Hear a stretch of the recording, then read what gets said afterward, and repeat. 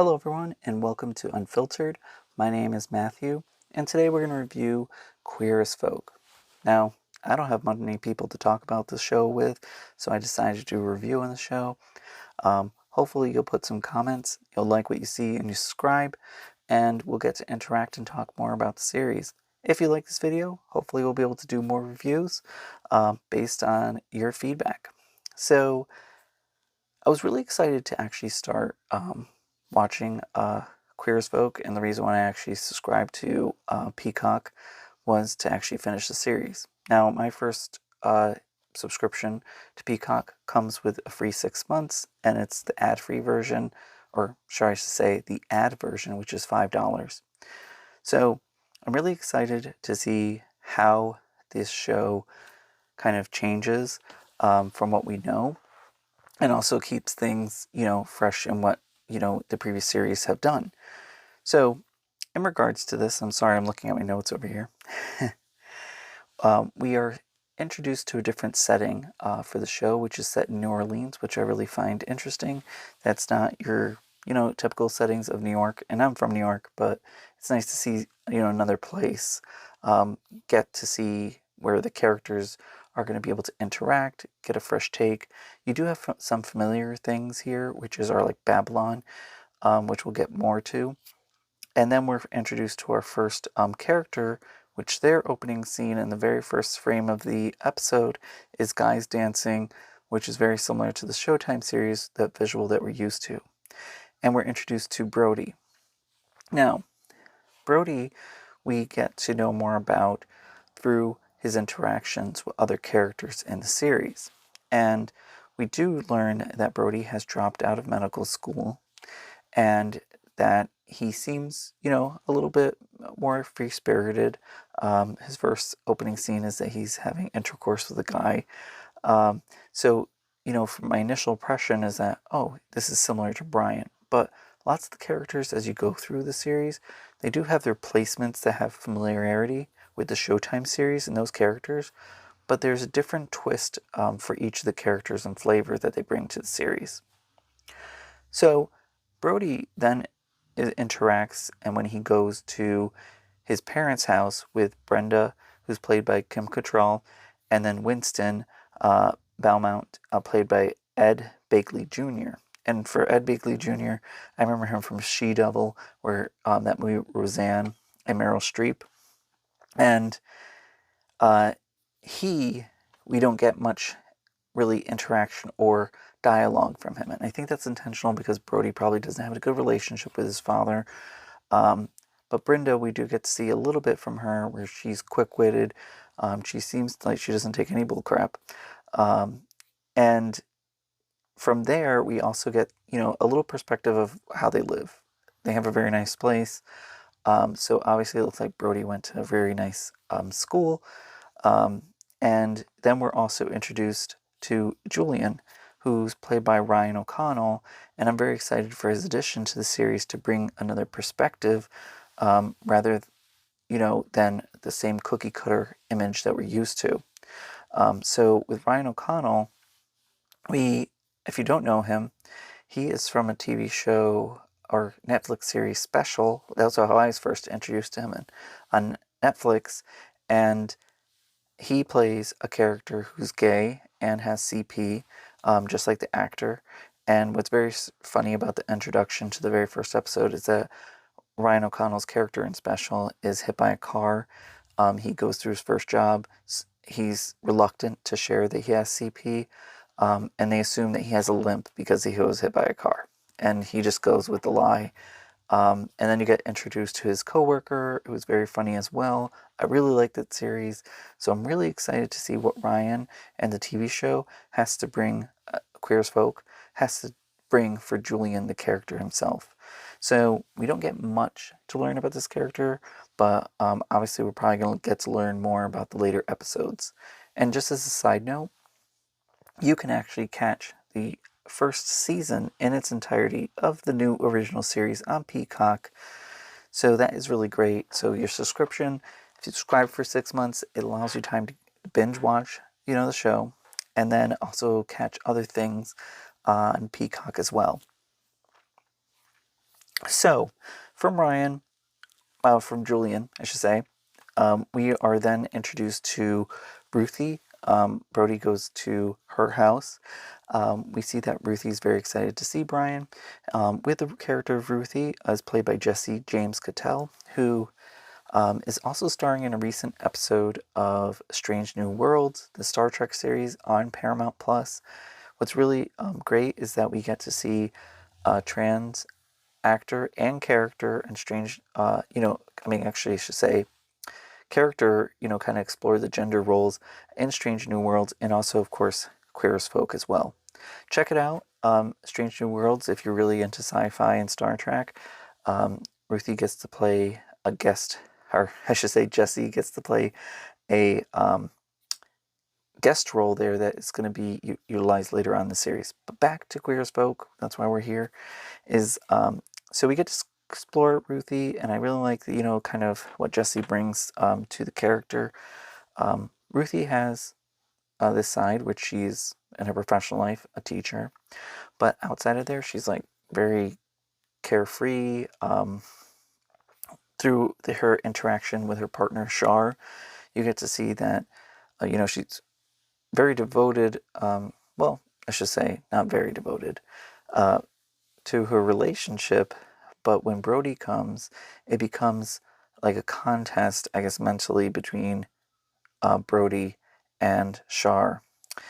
Now, Shar is having a baby, courtesy of Brody, much like Lindsay and Melanie in the Queer as Folk Showtime series. We don't get to learn much about Shar. Now, Shar is played by CG, who goes by they, them pronouns, and we don't really get to know much about Shar and their pronouns in the first episode. One thing we do know about Shar, staying home alone. Ruthie is working, and also Ruthie ditches Shar when she decides to go to the club Babylon with Brody. So we get to see that dynamic with Ruthie, that she's gonna lie to Shar, and she's going to choose Brody. So that's going to be an interesting dynamic there. We're also introduced to Mingus, who, sure, you can compare to Justin from the Showtime series because he's young, but it kind of stops there in regards to one, Mingus is going to be doing drag at Babylon. He wants to go to drag school, and you get to see that he's not doing so well in school. He got an F on his actual English paper. You discover that Ruthie is his teacher, so you get a multiple connection for Mingus, because later on he meets Brody, but he also has Ruthie, who's his teacher as well. One thing I can admire about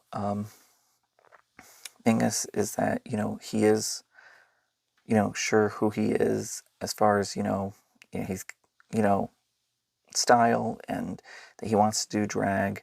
And I was not like that in school. It took me until I was 22 to actually go to a club, and 22 probably to 22, yeah, to lose my virginity. Maybe a little TMI there, but and I didn't have my first drink until I was 22 as well. So, you also get to see that Mingus is close to his mother, who's played by Juliette Lewis, and her character's name is Judy. Now, Judy is very supportive of her son, Mingus. You don't have the same relationship that you have to go through in the Showtime series with Justin and his mom, because Judy already knows about Mingus and he's gay, and she's very supportive. Now, it doesn't look like Mingus shares everything with Judy, played by Juliette Lewis, and I really like Juliette Lewis, so I'm really excited to see what she has to bring to this character. Judy is very devoted to her son. She does know about his fake ID that he's using to get into Babylon. She even brings him and his friend to Sephora afterwards from school. But Mingus does hide the fact that he got an F on his paper from his mom's, which means that there are some boundaries and expectations that she does have I mean, she does still accept the D plus, and is excited for it. Um, we're also introduced to Noah, who is Brody's ex, and from Noah you get to see his place, which is very similar to maybe what I would see Brian living in from the Showtime series. You could tell he's successful from the size of his place, and especially I'm not sure what the prices of homes and places in New Orleans are, but it does look like he has some money. You also get to know that Noah and Brody had a past relationship. At Noah's place, there's this mirror room with lights above, and you get to see interaction with Brody and Noah in the past, where Noah proposes to Brody, and then we cut to present day, and you see a crack in the mirror. I really do like the visual of the mirror room. I would not be caught dead in that room because there's just too many angles, and I feel too self-conscious about seeing myself that way, so I would never go in there. But, Brody's attractive, Noah's attractive, sure. Makes sense. I guess you have to be really into yourself to have a mirror room.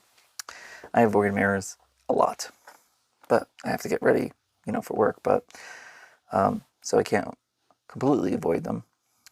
Otherwise, I'll have toothpaste or just something else in my face and not realize it. At Noah's place, we are also introduced to Dadius, who is Brody and his friend, and is currently dating Noah. Now, the character of Dadius, I mean, as far as the character, I didn't really like the character. As far as I think the show, I'm not sure if that was intentional in the show, but Noah wants to tell Brody that he is dating Dadius. But Dadius, really is not into that. At the club, Babylon, you get to see that Brody asks Noah, "Hey, who's your boyfriend? I want to meet this new man." Noah just decides not to tell him, based on his conversation with Dadius, walks away upset. Brody goes, "What's wrong with him?" And Dadius goes, "Who cares?" Now, that's supposedly somebody that cares about you. Your boyfriend just walked away upset. Don't you think that maybe you want to go after him? But Dadius is too distracted that Brody's here. Really excited to see him. Who cares about Noah? And then Dadius goes to the bathroom and does drugs with Brody. So, more on Dadius. I feel bad that I'm not a fan of the character. And then finally, we're introduced to a drag queen, Bussy, at Babylon. And I had to look up the name because I don't recall Bussy really being mentioned by name in the episode. But I really like the character. The first interaction with Mingus is, that Mingus is going to apply to go on stage to perform and wants to be part of the drag school. Mingus walks away because he's intimidated by Bussy, because he goes up to the table and Bussy goes, "Can I help you?" And of course, I would be intimidated, obviously, because I started at 22 going to the club, and I was just shy as heck. So Mingus meets Brody. He tells him that he was going to sign up, and then Brody gets the impression that Bussy denied him from auditioning, and then, Brody starts telling off Bussy. And if I were Bussy, the character, I would have just been like, "Excuse me, don't tell me off. This kid is lying," or I would assume lying because you're coming to tell me off. So we get to see a little more about Bussy, this other side that obviously Bussy is very, strong, very sure of herself. But later when Mingus is crying, Bussy comforts Mingus. Interaction. There was one character I actually forgot to go over, which I can't believe it, which was Marvin. I really liked the character of Marvin. He gets to meet Mingus when he's outside the club. He immediately clocks that he is underage, has probably a fake ID, gets him into the club. One thing I like about Marvin is that, yes, he's disabled, and he's in a wheelchair. And actually, I saw that Eric Grays, who plays Marvin, He actually also played a zombie in Walking Dead. Just a side note there. But what I like about Marvin is that Brody's hitting him at the Babylon, and at the Babylon. I'm like an older person. Where'd you go? He went to at the Babylon. I don't know. Um, so Brody's hitting on Marvin, and then Marvin goes, because Brody goes, "Oh, I didn't know you were hitting me." "Oh yeah," and then Marvin's like, "Please stop, whatever, move on." So I like the confidence that Marvin has in the character. I really like the diversity of the show. So I really like that perspective, and I think that's what is keeping me probably going to come back to the show, is this fresh take on these characters, and that we don't have this cookie cutter visual. Now, some individuals are going to say that this is woke, and I hate that term because look at what the term woke has been now transformed into and what it originally is when you look it up. Woke is about bringing attention to injustice and racism. Now, anytime that you insert a character that has a different background, whether they be ethnic, or they're, meaning Hispanic, or if you introduce a black person, an Asian person, an Indian person, a gay character, a trans character, a genderqueer character, a non-binary character, every single time they're going to call it "I'm being woke." Now, yes, Hollywood does have a history of just adding it just for getting attention and views, but Hollywood is a business, right? So I'm going to take what I can get, but it doesn't feel intentional here with the characters. These characters have more to them than just maybe that they're disabled, that the color of the skin, or that they're trans. There are so much other uses for the character, and I really like how we're going to explore them. If you watch the show, you don't even think, "Oh, that character is disabled," or "Hey, that character is Hispanic." I really like seeing the Hispanic representation. I guess one thing I wish is that I would see a character with different body types, because I don't have the perfect body type, and everyone seems really in good shape. So, I mean, good for them. I mean, if you have to, moving on. Well, I guess if your diet only consists of tossing salad, just joking. So we talked about the mirror room, and I want to talk about Babylon, where obviously from the original series we do know it. This is probably where the budget took a cut, because you have actors like Kim Cattrall and Juliette Lewis in the series. It's not as big and grandiose as the Babylon from the Showtime series, but even the Showtime series, the clubs start out big and then got smaller. So maybe they're keeping their budget in mind throughout the series run.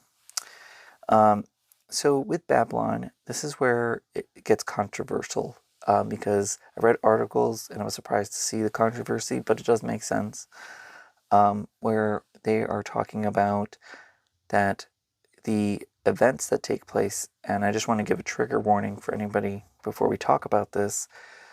The episode does start with a trigger warning that they're going to display a shooting in the episode. Now, I'm not sure if the original episode had the trigger warning, but when I saw it, it did have a trigger warning about the first episode depicting a shooting. So from here, there's controversy about the show using the shooting for entertainment purposes. And I could understand that, because everyone has the right to their opinion. My only perspective in regards to this, and I'm willing to hear everyone out in regards to their opinion, is that currently, now more so than ever, we are living in a world where shootings are a part of our lives, seeing them on the news, and it is a concern. We know that the Supreme Court has just made decisions with Roe versus Wade. We know that there's eventually probably going to be decisions about, gay marriage as well. We see that guns and gun reform is all part of this. All of this is circled around hate, which is very prevalent. and obviously when people fear something, they get angry, and there's always hatred thrown towards it. And the gay community and trans, LGBTQIA plus are all individuals that obviously have this, as a focus and concern. So I don't, in my opinion, don't find it as problematic because of the way that it's handled in the episode. When the shooting takes place at Babylon, you see images of the Babylon sign being shot, you hear screams, you get to see the aftermath of the club and disheveled, but you actually don't get to see anyone, being shot at. So that's my perspective in regards to this, and I just feel that, unfortunately, in the current environment we're in, it's a reality, an unfortunate reality, to say, the least. Also in Babylon, to move forward from this, we are introduced to Mingus's performance. He is playing inspiration from The Craft, the movie. He starts with dialogue from the movie playing in the background, and then he does a dance routine, which I really liked. And then it's interrupted by the shooter in the club, where Brody saves Mingus. So I like that. We also are transported to a car scene that shows Mingus with angel wings behind him, which are actually from this dog car that has angel wings. So I like the perspective of that. I like the way that once we get to the hospital, that Brody has this dream sequence, which puts him back at the mirror room at Noah's place. And the mirror room represents pain in the past for Brody. So I really like that, and the crack in the mirror, so you can see him reverting back to this place. As one of the final areas that we are introduced to is the hospital, where Shar is having a baby and Ruthie is trying to get to, because at the club she gets a text from Shar that Shar is looking for her. And then obviously lots of the other characters going to the hospital because there's a shooting. Brody was shot in his arm. Mingus is there to comfort him. Noah was at the club, and Darius he can't find, so he's there trying to find him. In the hospital, Shar has their baby, and Ruthie and Shar are now parents, and we are then introduced to this dynamic where Mingus is now attached to Brody. As Brody goes to leave to find Noah in the hospital, Brody turns around and goes, "Get away from me. I don't need another kid today." So you get to see that dynamic. I feel bad for Mingus, because just thinking back when I was young, he just auditioned for his first show, took a chance, as a part of a horrific event, a shooting taking place. The guy that tossed his salad in the bathroom is now rejecting him. And, the first person that you have that likes you, and I'm not sure if Mingus is a virgin, I'm just guessing here, is, rejecting them. And, from there, he gets to see Noah and Brody find each other after, unfortunately, Noah finds out that Darius has died at the club. Noah kisses Brody. Mingus watches it in devastation, walks away. And I really like that, kind of dynamic there. You see that Noah and Brody, do have this connection. Noah seems like a really nice guy. A little bit of, Michael in there, even though I found Michael from the Showtime series annoying a little bit sometimes. But from there, you get the closing of the episode because, well, Mingus's mom is looking for him at the hospital, but Mingus misses her. You have Bussy the drag queen comforting Mingus, and then you're given to this musical kind of scene where you have music playing in the background. You have Mingus and Brody transported back to the club where they're kissing, and there's kind of sparks flying around them. You have Ruthie and Shar hugging and kissing around their baby. You have Darius, and you also have Noah kissing. And unfortunately, Noah's death didn't hit as hard. I guess if there's one thing I could say about the episode, it would probably have been helpful if they didn't make Dadius as unlikable as he was, at least to me, because when he died, I was just like, I feel bad, that Noah had lost someone, and it does seem like maybe Dadius was someone that Noah liked being around because he was carefree, also probably because he was friends with Brody, so that's a way to get to Brody, but I really didn't feel bad, and I feel bad about that. But for the character, you do know it's sad, but I don't know, Dadius I wasn't too much a fan of as far as a character. So, and then we have the closing of the episode. So I believe, that's pretty much sums up what happened in the episode and the characters that we were introduced with. Really like the character of Ruthie, at least the dynamic and what the actress has to bring to there. Brody, handsome character. Really don't get to know really much about Brody, to be honest. I mean, even though he has lots of scenes, as far as where to place him, as far as his personality type, I think he's still discovering himself. I did like Mingus. I liked his mom and his interaction. So overall, I would recommend to check out Queer as Folk. Let me know if you dislike the character of Dadius as much as I did. Maybe I missed something. You could change my perspective on Dadius. Maybe there's other characters or other actors or things that you would like me to call out and talk about a little more. Maybe you don't like my review. Let me know. But if you did, let me know and we'll do more of these. I'm really happy that you took the time to go through this review with me, and I'm really excited to see what Queer as Folk has to bring. We'll see if there's a Season 2 announcement, but for now, let's enjoy Season 1. So, thank you, and enjoy the rest of your day, and stay safe. And until next time, see ya.